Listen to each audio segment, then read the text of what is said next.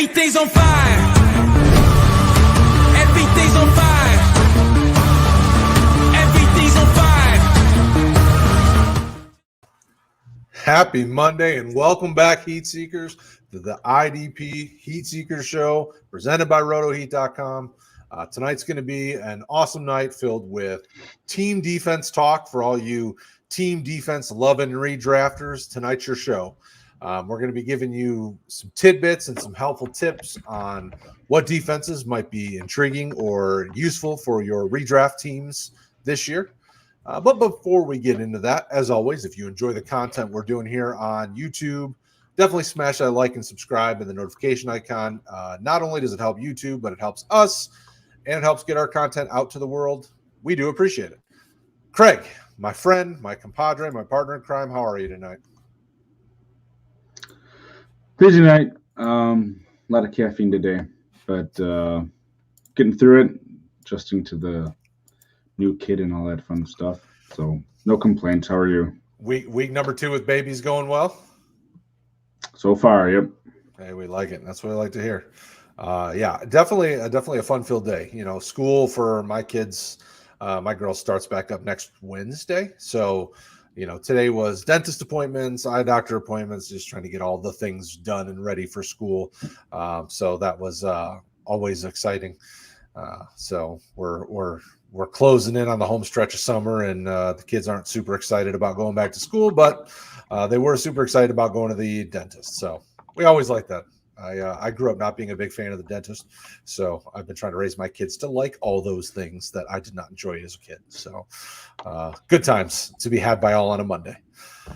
With that being said, news and notes are not super deep this week, but I know that we have a few to talk about.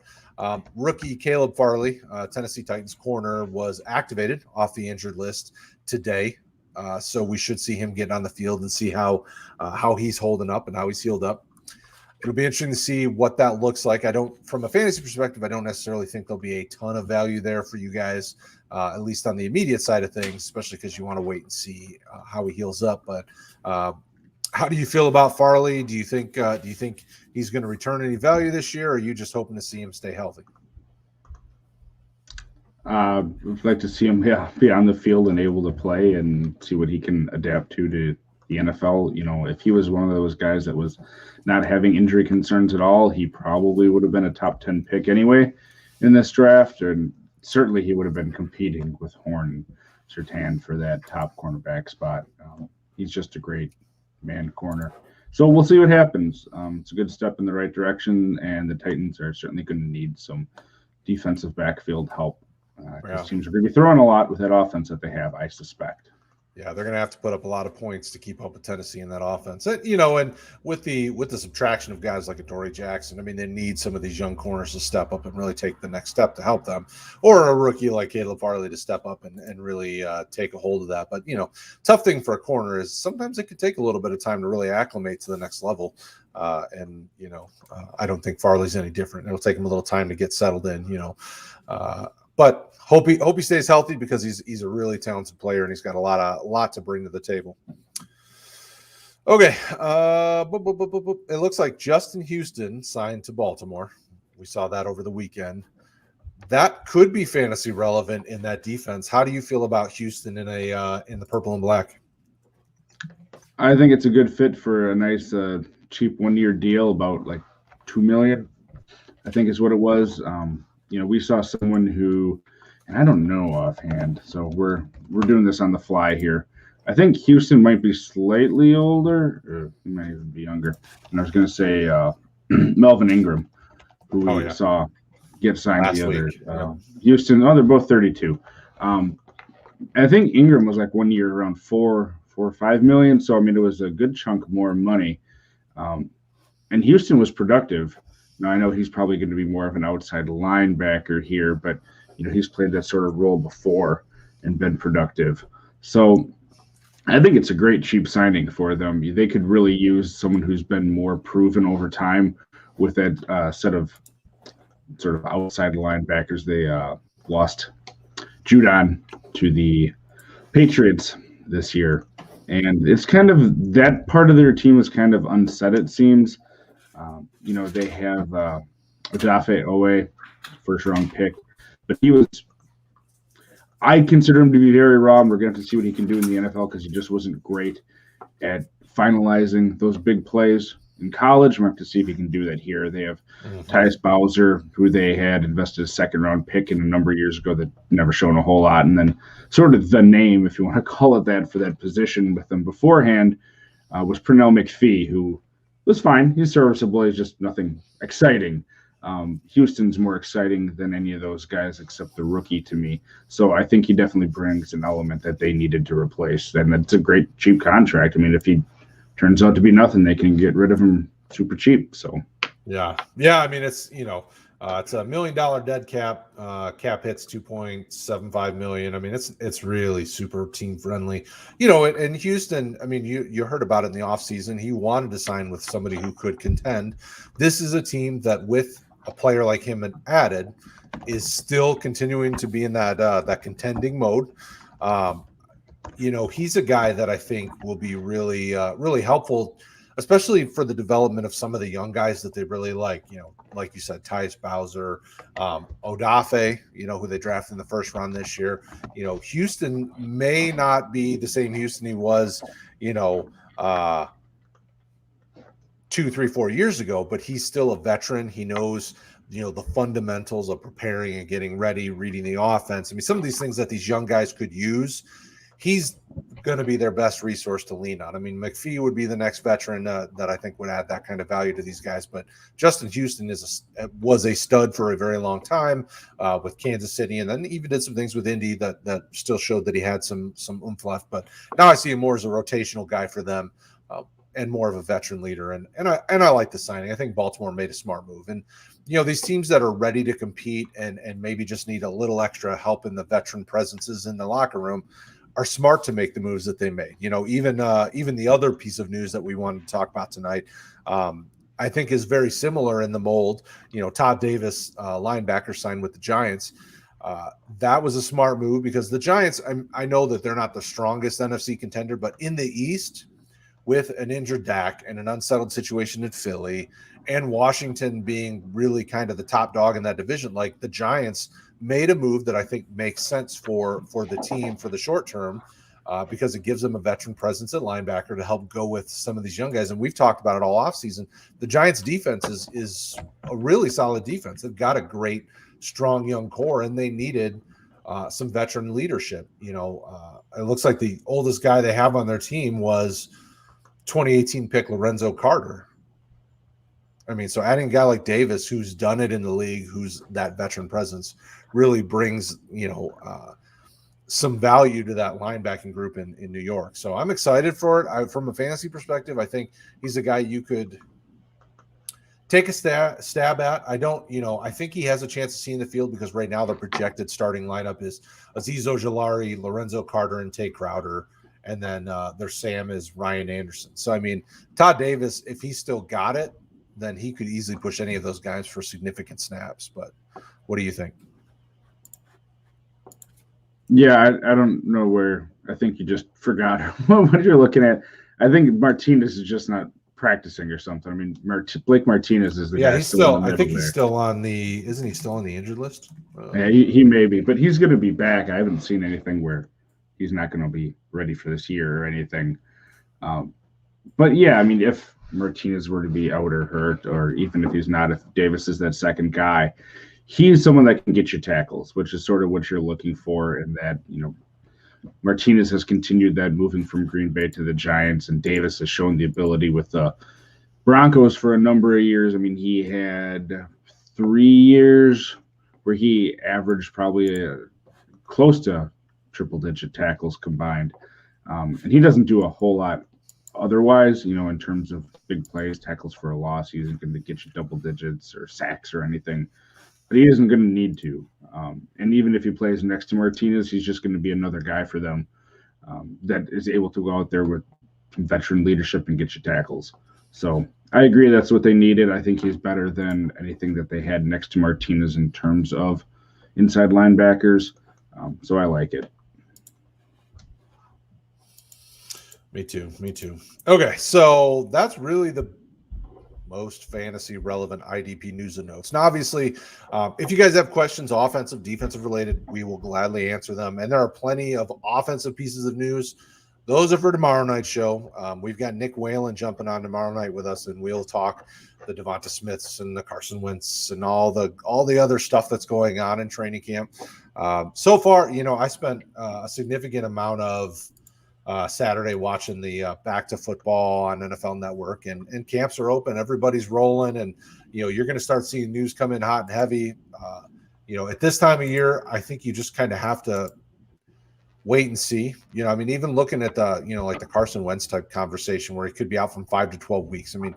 You just don't know this time of year how much it'll impact the early part of the season. So when you see these injuries come out, unless it's season ending, don't jump to conclusions. So if you see anything coming in the next few days, IDP wise, just bear with them. They're trying to figure out how extreme these injuries are and what really effect it'll have. So don't make any crazy trades immediately because something bad happened.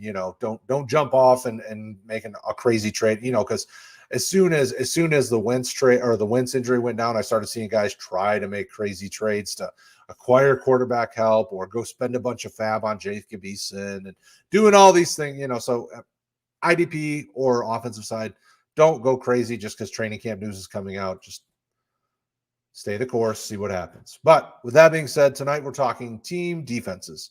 So redraft season is upon us, and we thought it'd be smart to really start talking about some of the strong defenses in the 2021 season, especially from a redraft perspective.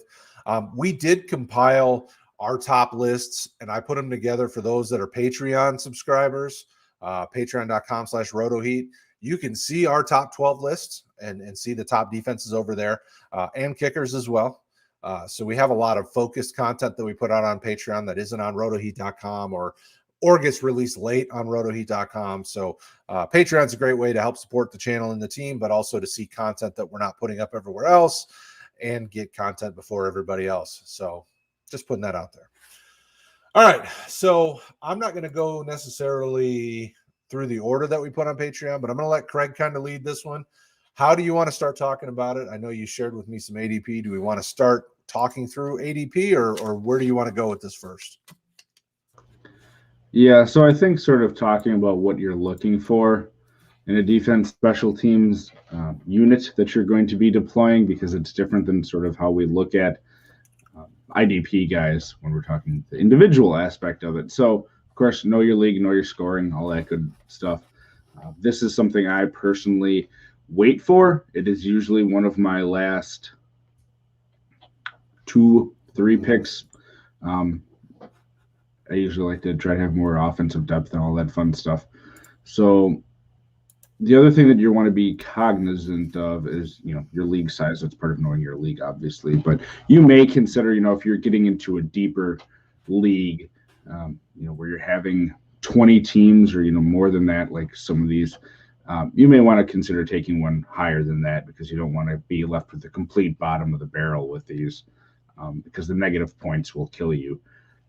And you're not going to, off the bat, avoid being scored on. Those sort of defenses that just don't give up points historically do not come around often, so you don't want to be trying to chase that each week. You can stream defenses, I think, if you're in a 10 to 12 team league. I know some people don't even draft one at all, but I do like to try to get one that I think, and we'll get to those sort of sleeper, they're farther down in the list in terms of what you think you might get. But big plays are what you're looking for. You want teams to get turnovers, get sacks, some defensive scoring things, count tackles for a loss even, or quarterback pressure. So know what you're looking for, and then sort of go through the team defenses in the NFL and see, all right, who has a good pass rush, who has a good secondary. Are there teams that are historically, in the past year or two, having guys that are going to be playmakers? Health is a big thing because you don't always see ADP take that into account right away. So when you're on Yahoo, ESPN, Sleeper, MFL, whatever it is, don't just go by those rankings that they have in there, because those are slow to adapt. But the big plays in general are what you want to be, because those are going to get you the points. You're going to have points taken off. You're not going to have that pretty 10 or 12 or whatever it is each week for your team not giving up points. That's going to go down over the course of the game. But if you get some sacks, even forced fumbles, not even recoveries, passes defensed. See what your league takes into account and then try to translate that into those team defenses. Special teams, which we're not going to talk a ton about tonight, if those units are the same. Clearly, if you have an elite returner, and I'm going to date myself here because I don't do a whole lot of team defense anymore, but I still do a couple to try to stay relevant. If you have an elite returner like a Devin Hester, was it Dante Hall, who the Chiefs had for a few years, one of those guys that can just blow the doors off a game a couple times a year, and even if they're not scoring, get you a whole bunch of yards, do take that into account because that can really boost you too. But in terms of defenses here, look at the big plays, which teams are going to more consistently get you those. So after that diatribe, how do you feel about it, Brad? Well, and the tough thing, especially with the rule changes that they made over the last, 5 to 10 years, kicking and punting, returning on a fantasy side of things makes it very difficult to really add a lot of fantasy value because, so many kicks are not coming out of the end zone and guys are just taking it to 25. Punt and the specialist position isn't the same as it used to be anyway. I was just kind of looking through Pro Football References stats from last year. When you look at no team got above 1 touchdown in the return game. So it's really when I look at a team defense, I'm looking for what defense is going to get me sacks, interceptions, because the special team side of it just isn't the same as it used to be. In the punt return game, no team got above 1 punt return touchdown, and only 8 teams actually got a touchdown on the punt return last year, and only 7 teams got a kickoff return touchdown last year. So those are such small numbers that it's like, it's just not worth it in my mind. So I look for, the big plays, the sacks, the interceptions, things like that, teams that, that are really going to get you a strong edge rush game, a strong, secondary that's going to pick off guys. That's just where it's at, especially when you're looking at a team defense. So, and that changes from year to year, and when it comes to redrafting, like you said, I typically wait till the last round and I take whichever defense I like the most, because at that point, it's not like you're going to necessarily find a sleeper player to jump all over. So I take whatever defense I love that's available and I go with them until it's bye week time. Then I drop them and grab some other defense and then hope next week they're available and I grab them back up. If not, I don't worry, because then I just stream defenses for the rest of the season if I don't get my defense back. Fair enough. So, what's up, keeping Gary? that in mind. Oh, Gary. How you doing, Gary? Do you have any questions, or anyone else for that matter, like Brad likes to say, let us know. They don't have to be defensive related. Brad, when you're looking we're going to call it the top, we'll go 12. And, however you want to sort of view it, but when you're looking at those defenses that you're probably going to be looking at starting, getting one of here, we're sort of looking at the sleeper ADP here, going off a redraft. We have Washington, Tampa, the Rams, Steelers, 49ers, Ravens, Browns, Colts, Patriots, Titans, Dolphins, Seahawks. I'm going to go a different route. Which one of those 12 sort of gives you the heebie-jeebies, so to speak, the most that you'd want to be avoiding in terms of getting, where, if you had your druthers, you had to have all of them but one? Who are you leaving off that list this year? Probably Pittsburgh, mostly because they just continue to have turnover. The injury to Devin Bush, how does he come back with Bud Dupree gone? The edge rush looks a little different. So they're the one. Them are the 49ers, because the 49ers, again, have a bunch of guys just bouncing back from injury. But I think if everything's equal, the 49ers defense is fine, where Pittsburgh is going to be asking a lot of young guys or maybe some unproven guys to take that next step. And I just don't know if they're going to be able to do it. Gary wants to know, I just tuned in, but I've been collecting the Broncos defense this year. How do you guys see them this season? I'll let you answer that, because I was just talking. Yeah, they're just outside, the ADP that we're talking about here, again, from Sleeper, they're like around 14, 15. So probably in that second tier for the most part. I really think they belong up in the top 10 or top 12. Brad and I talked about it last week, 2 weeks ago. I don't remember. But with the Broncos defensive line, he wasn't as high as I am. But when you combine them with what they have at that outside linebacker position, and then what I think is going to be an elite secondary to make that pass rush even stronger, I think they're great. They are one of those organizations that just, by and large, has defense figured out, it seems, each year. When guys get hurt, they find guys to plug in, and I think they do belong up in there. So if you're getting them sort of in that range or even later on in your drafts, I think they're a great one to pick up. And if that's the one you're going to roll with, I don't have a problem with that at all. Well, yeah, I mean, look at what the team looks like. I mean, Denver is loaded at the positions that make sense in fantasy. You know, you have Von Miller back, you've got Bradley Chubb, your inside linebackers are very good, sure tacklers. Your secondary is playmakers galore. They added Patrick Surtain in the first round, who will push, if not start, week one. They have a lot of guys that can get you interceptions and sacks, and in fantasy, those are critical numbers. They should bounce back and look much better than they did last year. You know, last year, they, like some of these other teams, dealt with all sorts of injuries. So I think it's smart. You know, if you're collecting the Broncos for a cheap or reasonable price, it's a great pickup because they're probably going to be cheaper than any of the ones that, you know, a place like Sleeper has in their top 12. Some of the big name defenses that people are aiming for, you know, the Washingtons and Tampa Bays of the world, they're going to cost you a little bit more because, you know, people are very excited about them, where Denver you should be able to get cheaper and still get a very nice return on that investment. So well done, Gary. Yeah, I mean, you're getting a team like Denver over 100 picks later. You're getting Washington or Tampa Bay. And there's good reason that Washington and Tampa Bay are up there. Don't get me wrong. They're the top two that I have in some order as well.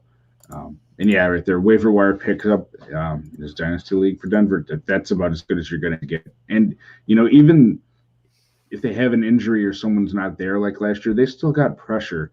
I mean, Shelby Harris, you know, I believe he started off hot and he didn't finish as hot, but, you know, that happens to a lot of these guys. Draymond Jones got quite a few sacks, like around 7 or so. Even Malik Reed, I think it is, for him. He showed up last year as a pass rusher and got it done. So, like we talked about, those big plays. Can they get to the quarterback? Yes. Do they have playmakers in their secondary? Yes. So are they going to be able to get those mistakes from the other team? Even then, they're going to be putting up points because, let's face it, in that division, they will give up points. I mean, you have the Chiefs and the Chargers.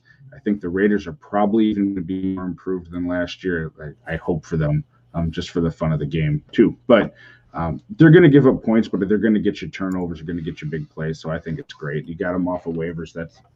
That's what you're looking for, I think. Well, yeah, and they were a team that even in 2020, with everything that happened for them, they still did a good job of doing some of the even bigger play type situations, the forced fumbles. I think they had double-digit forced fumbles as a team, which is really great. Their corners do a good job of getting the ball out. You know, Fangio does a good job of teaching them how to punch that ball out. So I think having a team like Denver that is good at making some of those big fantasy plays will be very helpful. And getting it for free is always a good thing, or near free. So conversely, let's go with let's say the top. We both said, we didn't both say, but you said the Steelers and the 49ers would be your choices of those that you're sort of fading in that top group. The 49ers were the first one that came to mind for me too, just with sort of the turnover that they're having at different positions. Not really sure how that offense is going to look again. We think it's going to be improved. Trey Lance would certainly add another element, but, you know, it's coach speak season, of course, but Kyle Shanahan doesn't seem too keen on starting him right away. So there's just too many unknowns for me to be taking a team like the 49ers, right? You know, right here, if it's redraft, it's in the 150s, when you could get a team like Denver, or we can get to them later, but the Bills, I don't have any idea why the Bills are nearly as low as they are on a list like this. But of those top teams that we're sort of talking about here. So we'll take away Washington and Tampa, but leaving the Rams, Ravens, Browns, Colts, Patriots, and Titans, we'll say. That's a good half dozen, Baker's half dozen. Which of those teams sort of in that second or third tier of guys that would be starting would you go? I put it up on the screen as well. Oh, well, there you go. So that folks can roll with us while we're doing it. And, in the second year point, when I went through and did all the numbers for our rankings that we did for team defenses, the Bills was top 5 for us. So having sleeper ADP see them outside of the top 12 was really surprising to me. The Bills defense it's disgusting. I mean, they've got talent across the board and they just keep adding more young talent. I mean, look at adding a guy like Gregory Rousseau, who I know needs some development, but I mean, brings some freaky athleticism. They've got all these different moving parts that are just so good and so athletic that it's like, how are the Bills not a top 10 fantasy defense this year? From an ADP perspective, at least what we're looking at. I mean, I expect them to be a top 10 defense this year when you look at things, when everything's said and done, because when you look at 2020, they were a top, they were a D1. I mean, you were starting them weekly and you could do that. So just to back you up, I'm with you. That's crazy. All right. So we see, so we're just looking at the ADP, obviously Washington, Tampa, LA, the Rams, Steelers. Then we talked about Steelers and 49ers as two that we're concerned about. Ravens, Browns, Colts, and Patriots, and then Titans, Dolphins, and Seahawks round out. The Seahawks was the next one up for me that it seemed a little strange that they were in the top 12 when the Bills, Broncos, and Chiefs, who all finished ahead of them last year, if I remember correctly, are outside of the top 12. What's your take on kind of that next group down? So you've got the Seahawks at 12, but I could make a case for any of those next 4 to 5 defenses being better than the Seahawks fantasy-wise. What do you think? You talking about the next 4 or 5 after the Seahawks then? Yeah. Yep. New Orleans, I'm not putting up there. They have too many questions for me. The defensive line, Hendrickson had an outlier year and he's gone. But outside of Cam Jordan, there's no one there that excites me. The linebacker group, we'll see what happens with them. They have Demario Davis, who's a tackle machine, and that's great. But they're going to be Bond and Werner, or they bring back Alexander. There's just so many question marks in that linebacking group, and even that secondary for me. I know they added some guys at cornerback specifically that they're excited about, but I'm not nearly as excited if Lattimore misses time. I think he's probably going to at some point here. It's a matter of how much. So then you're, talking about the next man up, Amukamura, who, he's just not been what he was earlier in his career. They could probably put Chauncey Gardner-Johnson back there, but then you're sort of limiting what you have at safety. I don't know. There's just too many question marks in that secondary for me to feel good about it. And there's plenty of people smarter than I am that feel differently than that. But it's just not an exciting group. If Lattimore's there, I'm going to be there the whole year, it seems. And we have some sort of semblance that this linebacker core is coming around and going to be different. Yeah, then that area is about where I'd feel all right with them. But, man, there's just so many question marks on that defense for me that in that position, I'd feel better taking the Vikings and definitely the Giants ahead of them if we're looking at teams in that area. Well, if you look at, I could make the case that Bills, Broncos, Chiefs, Vikings, Giants, Chargers, Cardinals all have a chance to be better than, the Saints, but also the Seahawks this year. Like these next group of defenses. That's why if you're in the middle of your redraft and you're looking for a defense, I would almost even consider, if this is really how the ADP falls for your draft, I would really consider not even drafting a defense and just picking up one of these defense twos, because these guys are all weekly starters in my mind. The way that they're built, they're going to give you fantasy relevance and you're not going to have to spend anything on them or, make it your last pick kind of thing. Because you're not going to have to spend the premium. You will inevitably see people take, round, like 2 or 3 rounds before the end, see some of these big name teams go off. And it's like, why? You don't have to. There's so much talent in the middle of this group, ADP wise, at least, that I'm not worrying about it. You don't have to. Yeah, and even if you go farther down, I'm not going to toot Dallas's horn because I'm just not one of those Cowboy fans. Probably should be. I'm a bad fan according to some people, but whatever. Sticking with the Great White North here, not your White North, Sully, but the Packers. Man, if you're talking 1 year, Rodgers is back. They got the band back together. They still have a great pass rush. They have really nice pieces in their secondary. I think the secondary will be improved. Yes, they got Stokes, who you kind of liked there, Brad. You were a bit higher on him than I am, but he definitely brings another element that they didn't have with guys across from Alexander last year. So I'm thinking that they're going to get better linebacker play. I have faith in that. If they don't, it'll be a rough year in general. But if you're talking at the bottom of the list here, you're talking probably, I don't know, that's around in the 20s. I think. Yeah, Packers are defense 23. Yeah, I mean, sign me up if you're looking for one to stream that you're picking off free. If all of these other ones are taken somehow, yeah, go with them. I mean, we probably should mention for Rick's sake, the Bears. They're listed on there.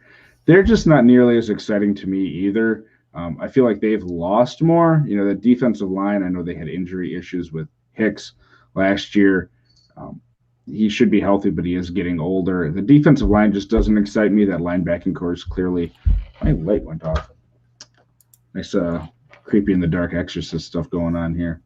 Well, we didn't lose power because I'm still here. There we go. But they're another one. Even that secondary, I mean, they have some nice pieces, but they lost Fuller, and it's like if you're looking at teams at the bottom of the list here, I mean, they're the ones that I would take last of the ones that we have. I would take Dallas over them. Cardinals, they still have the same sort of thing where that secondary is, for IDP, it's Budda Baker. Oh, Budda Baker's great. Yep, he is. They got some really nice young linebacking pieces and all that, but they're better than the Bears, I think, even with their secondary questions. So the Bears, sorry, Rick, if I had to rank 23 or 24, they're the last one for me. Yeah, it's tough when you look at that situation because it could go either way. If everybody's good and everybody's healthy, this defense probably can finish top 15 to 20. I'm not drafting them there because I don't necessarily think it's going to happen. With what else is out there, I would just choose one of these other defenses because in most redrafts, once the top 12 to 15 are drafted, because there's inevitably guys in your redraft leagues that will have two defenses rostered. You don't need to. You can stream them unless you're in a league that unless you're more than 12 teams in a league. You really should have no problem rostering just one defense and stream for bye weeks if need be. But at the bottom of this list, I mean, the Packers defense should be okay for this season because, like you said, the Chargers is the only defense that's down here at 19 where I like what they've done, but with the new staff and what they've changed, I would be okay leaving them at, kind of at a defense 2, hoping that they could turn in some defensive 1 production with that young linebacking group they have. And, when you got a Bosa on the defensive line, you've got some talent there. They've continued to make some moves to focus on making the defense better. And we know the offense is already going to be better because that offensive line has got vastly improved. To go with, the second year of Herbert, so this is a team where I'm like, okay, they could really shoot up, but you could, like I said, you could make a case for most of the defenses listed in defense 2 to be defense 1 type defenses this year, but that means other defenses have to slide, and that's where I think our Steelers 49ers conversation plays in big here because those are 2 defenses I think could slide. The Seahawks defense I think could slide. If the Dolphins get rid of Xavier Howard, I think their defense could slide, because then you're really leaning on Igbenogany to take the next step. I mean, there's just so many moving pieces where I could easily see 2 to 4 of these teams in the top 12 slide out of the top 12, and I could easily make a case for 4 to 6 of the teams at the bottom to slide up. So I'm going to pose a question here to you that you're not ready for it, but it's always fun to spring stuff on people. Looking at the teams not in the list, you're probably going to have to do some cross-referencing, so I'll tell you my pick. But is there a team not listed in this top 23 that you could see having weeks as a starting and then top 10 fantasy defensive special teams asset? So while you're looking over that, I'm going to tell you. I don't have to. I already know it. You already know it? Well, I'll tell you mine and we'll see if it's the same. My pick is the Carolina Panthers. I really like what they have in terms of their defense here. They've built a very nice young defense. They have Brian Burns, who took a leap last year. I think he takes another one this year. Yoda Gross-Matos. They signed Hassan Reddick to a one-year deal, who's shown he can get to the quarterback. Shaq Thompson, I think, is still going to be great for them. Perriman is serviceable at inside linebacker, and I really think that they have an underrated defense here. Horn, here's my cornerback one going into the draft and came out that way. Pairing him with Dante Jackson, they have Chin at one of the safety spots. The other safety spot's a little bit questionable, but then you combine that with a lot of question marks in that division outside of Tampa Bay and the schedule that they're going to be playing. If I have to pick one of the teams not listed here out of our top 23 that we were looking at, my pick is the Panthers. So what say you? So you prefaced it by saying could turn in some defensive 1 weeks. I'm not saying a lot of them. And the homer is me. The homer in me is coming out. Oh boy. I'm going with Detroit. I know their defense on paper does not look super strong, but it's mostly the linebackers that are the weak spot here. When you look at the defensive line, Trey Flowers has had plenty of production in spurts. Michael Brockers, plenty of production with the Rams over his years. Romeo Quara led Detroit with like 15 sacks last year. He can bring it off the edge. His brother is in year 2. But all the things aside, their secondary is young with some really talented pieces. For me, the thing that gets me most excited about what Detroit's defense can be is Aaron Glenn. Like Aaron Glenn not only was a superstar when he played in the league, but in his time, he's done nothing but succeed in developing smart football players, and obviously we saw him do it in New Orleans. They went from a defense that was in the dumps to a defense that, and he wasn't the only guy there. I know it takes a group, but Aaron Glenn is very smart. He's a ball hawk. He knows how to teach going after, attacking the ball.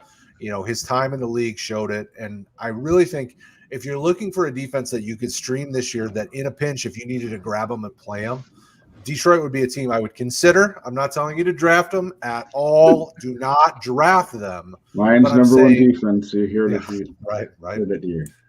Maybe if this was, the 2023 or 2024 IDP team defensive show, but when you look at the schedule, there are a few weeks where their weaker games intersect with teams that are on a bye that you might need a defense like Detroit that could be sneaky, that you could pick up for free, throw in and give them a try. Is it more than 2 games or 3 games? Probably not. Like they're probably only getting you defensive 1 type production, which, top 12 defense, you don't have to produce a crazy amount of points to be a top 12 defense. So that would be my pitch, and when you look at it, they have some pieces in the linebacking group that they seem to be excited about. Alex Anzalone came over from the Saints, who has not really been a huge producer, but the Saints never really gave him a ton of playing time to do that. Jamie Collins, Jelani Tavai, they seem to really be excited about because he's a good tackler and he drops some weight. And they're putting him in a different position. They're not trying to force him like Patricia did. They love Derek Barnes, who's stepped in and in camp so far has been lighting people up. I'm not saying anything more than that other than, the homer in me is yes coming out a little bit, but, it doesn't hurt. So you were talking about I'm trying to find the schedule here because you mentioned bye week fun. And for sure. My Google foo isn't nearly as quick as it used to be this time of night. So let's see here. I'll tell you. The Ravens and the Raiders. So there's only 2 weeks on bye. I can't even tell which week this is. Is it 8? think it's week 8. But to your point, if you're interested in a little trick or treat, maybe you, if you need a bye week team, you start the Lions against the Eagles on Halloween. I'm just saying that could be a sweet, sexy game for Detroit's defense. I know the Jalen Hurts truthers won't like me saying that, but yeah, but that'd be one of the Deshaun few. Watson will be their quarterback by then. That could be. See what's left of the team at that point. But Stafford exit Monday's practice with a thumb injury. Curse of the Lions going over the Rams. You Rams fans are feeling what we feel. He'll play through it, and he then will win at the end of the year. So. He will, absolutely. And we'll get angry tweets from his wife or something. But Instagram will be blowing up. But yeah, I mean, to your point, I mean, the Falcons. So you guys play the Falcons at the end of the year. That's probably the playoffs ish with the new December 26th. And maybe you don't want to be using the Detroit Lions as a playoffs defense, but maybe. So you have the Falcons then on the 26th. Boy, I mean, maybe the Broncos, although I don't know. So that's 2 games there. The Eagles would be 3. Like I said, 2-3 tops game. Yeah. No, I wouldn't start them against the 49ers.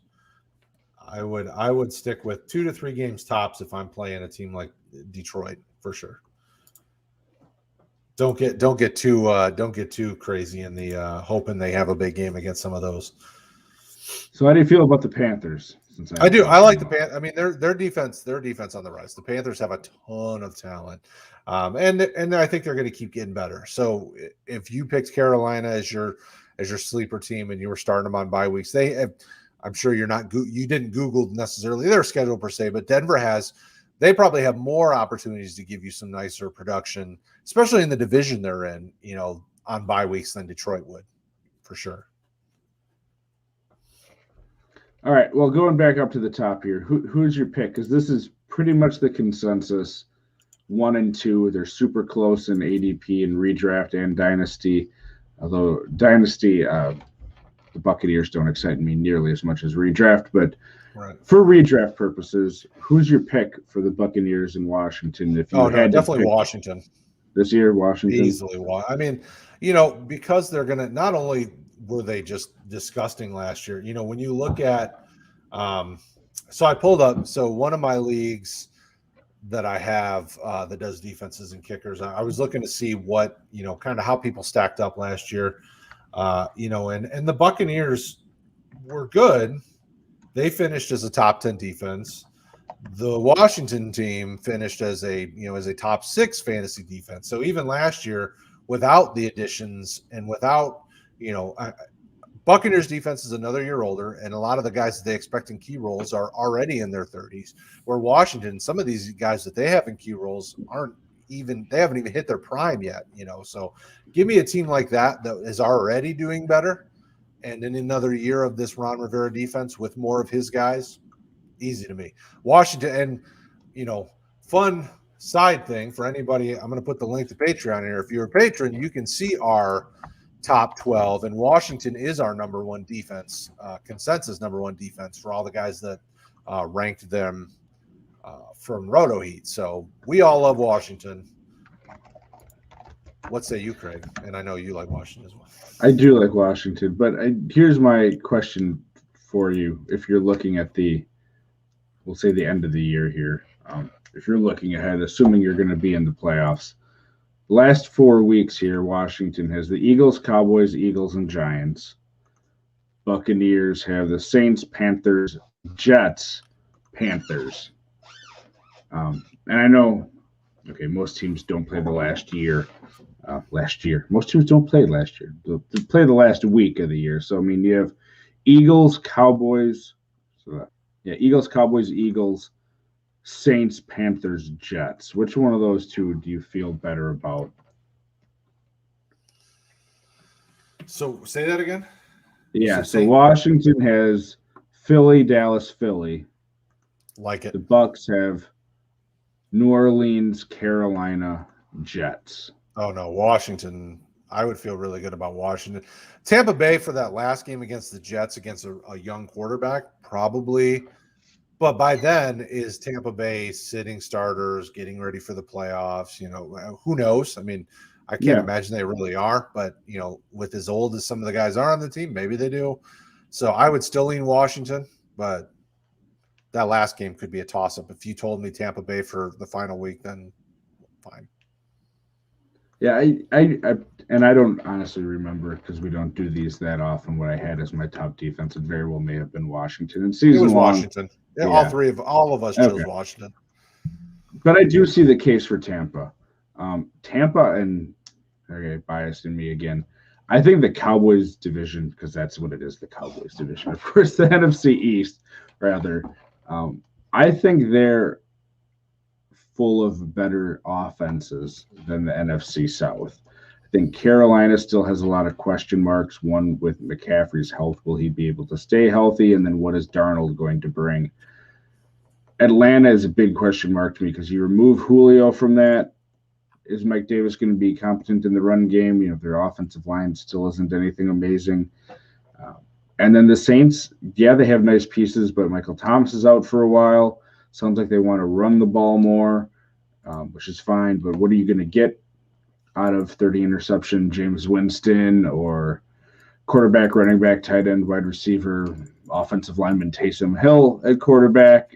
There's just so many more question marks to me with that NFC South set of teams around Tampa that, maybe they do run away with it again and they want to rest Brady or something. But if you're looking at it from who they're playing and all that, I do like the Buccaneers schedule a bit more. So I do see the case for having them as your number one defense, as a lot of people do, but it is close. Yeah. Oh no, for sure. Tampa Bay's defense is very good. I mean, they did a good job last year, but Washington is pretty no-brainer for me at the top one. But I also probably am not going to draft them where people are going to start drafting the top defenses. So I probably wouldn't have them anyway. Our boy Anthony wants to know, will Chase Young become a top 5 edge rusher this season? And I want to preface it by saying he's pretty darn close to it already, even after his rookie season. I just pulled up some of his fantasy stats in one of the leagues I have. That it's combined defensive tackle, defensive end. So, there is Aaron Donald and DeForest Buckner in the list ahead of him. But he came in at number 9 overall when I was looking through these stats. So in theory, from the edge position, he's number 7 because there were only 6 other defensive ends ahead of him. Jason Pierre-Paul, if he was listed as a defensive end in your league, was 1. Myles Garrett, J.J. Watt, Leonard Williams, Montez Sweat, Romeo Okwara, then Chase Young from the edge position. I could easily make the case that he does better than 3 of those guys this year. So I would say if that's what I'm basing it on, then he should have no problem making into the top 5. But what say you, Mr. Kraig? So, and maybe he'll clarify for us here. Is he talking an actual edge position, or is he just sort of using that in the parlance of our time with one of those defensive end type guys?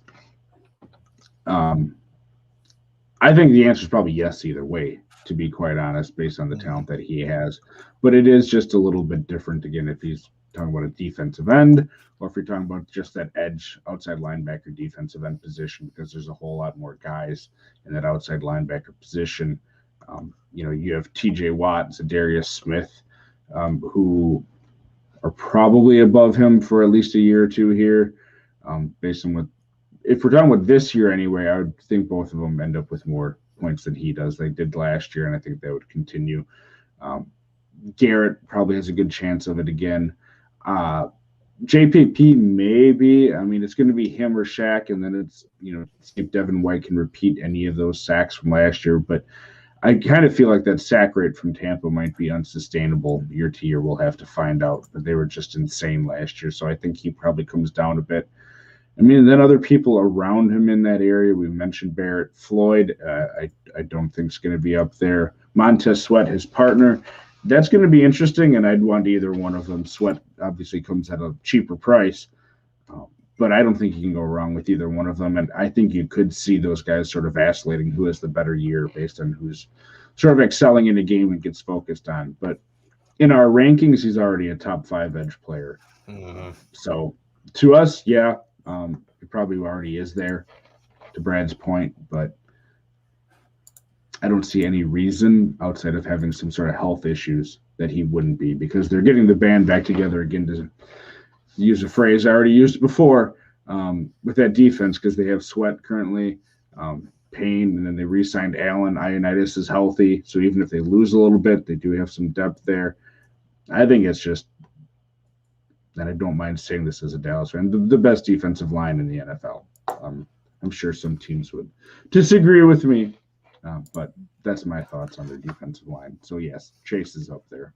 If anybody tried to disagree, they'd be wrong. I mean, that's not only is that a super talented defensive line, but it's deep. I mean, you have probably five guys that could be starters on anybody's team, no matter what position they're playing. And, it's a very good defense. So hopefully that answers your question, Anthony.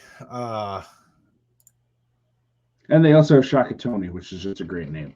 They do have Shakatoni. That being said, so the Rams finished as arguably the top defense in fantasy last year from a team defense perspective. Do you think? No, I know in the ADP they're number 3.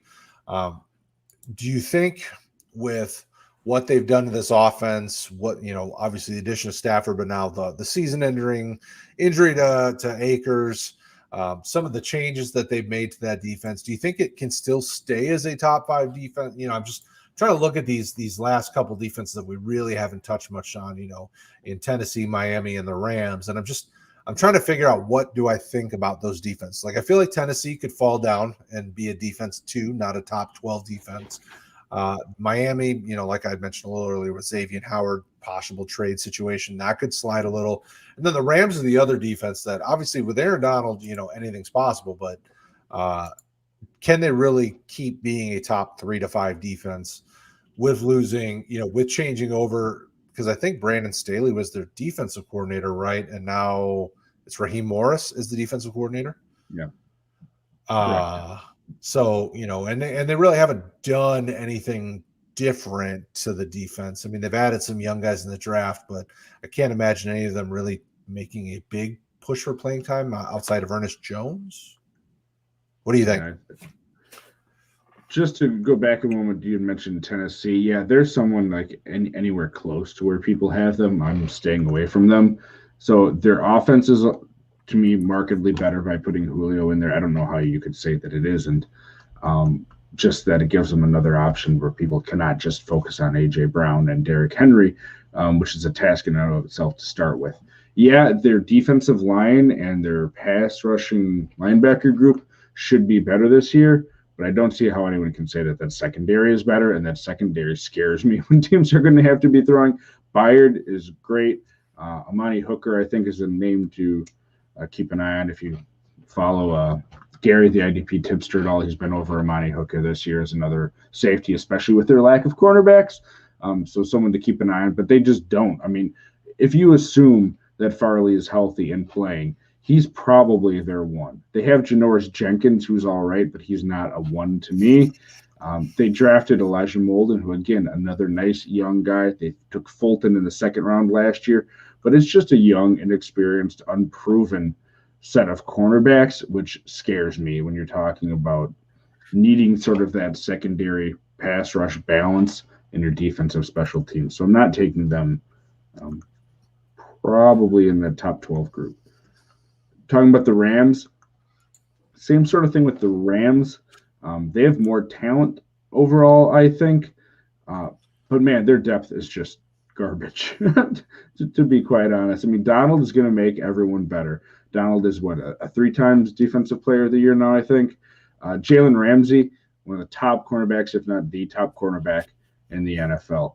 They have 2 really nice and potentially a 3rd nice safety.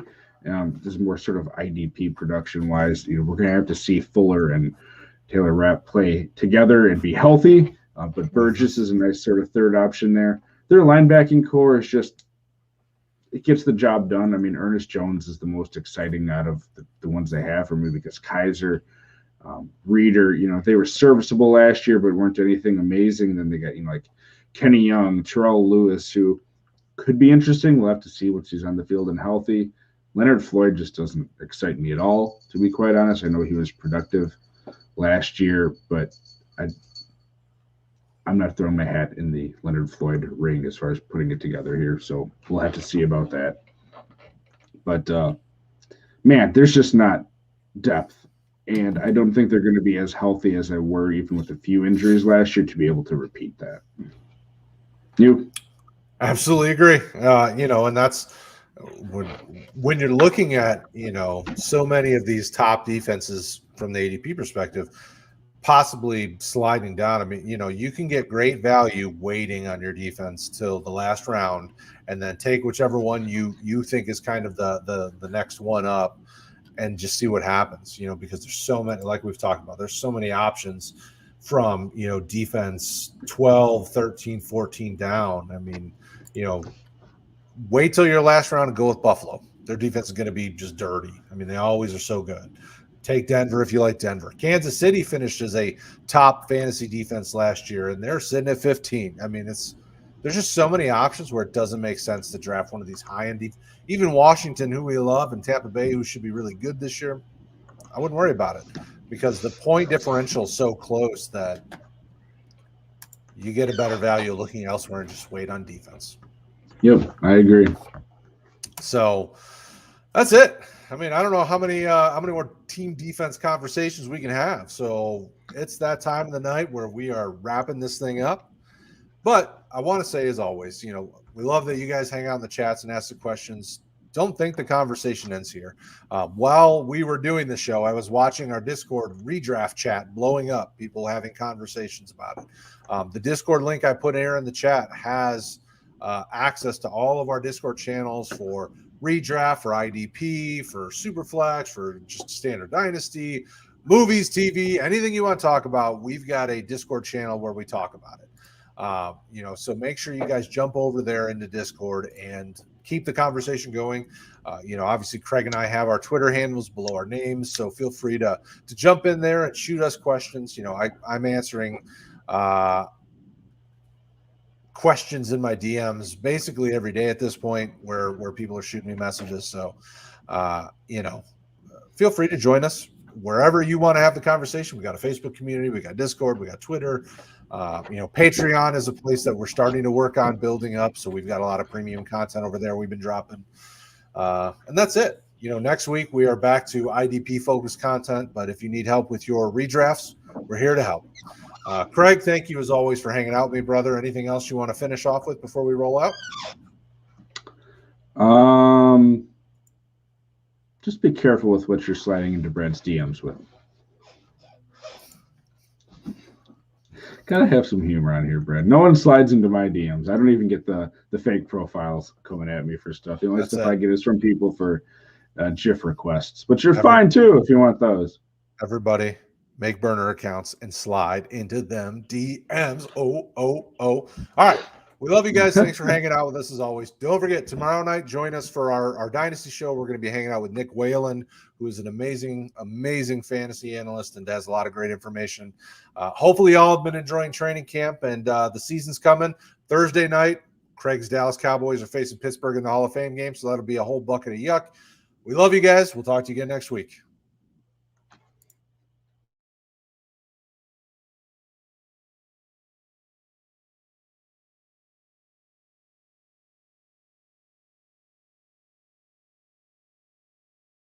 Also, right there, playlist. Hit it.